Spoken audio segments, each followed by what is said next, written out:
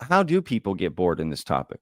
How do you think that happens? Right? You hear about this burnout and burn. Do you think it has anything to do with the content and maybe more the person?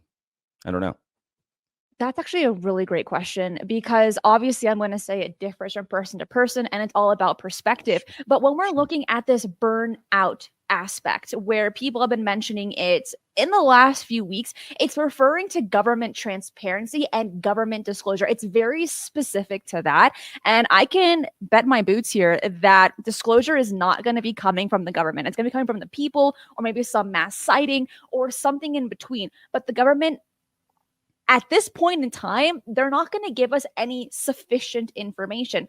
Now, when we begin to look at this topic from all of the other points that we just mentioned a few moments ago, then it's this never ending well, like you said, this vast ocean.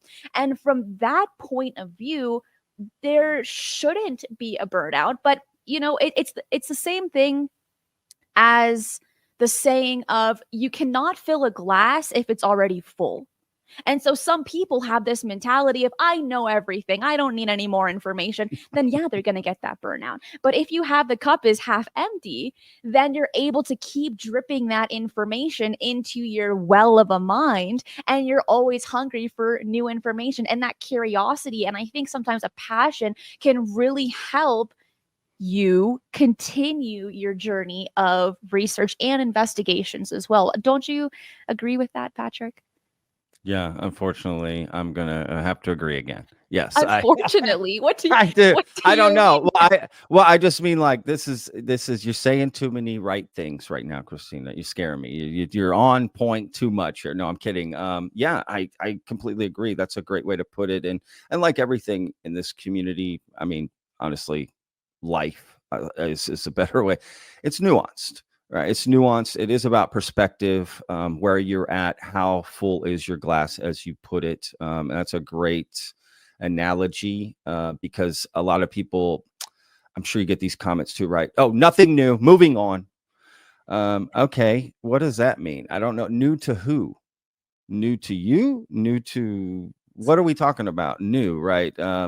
So yeah, I think that makes total sense. And you're probably right about what more people generally are talking about when they say burnout is people's frustrations with the expectations they've set for themselves of what the government is going to get them, right? But that's where disappointment comes from, your own expectations.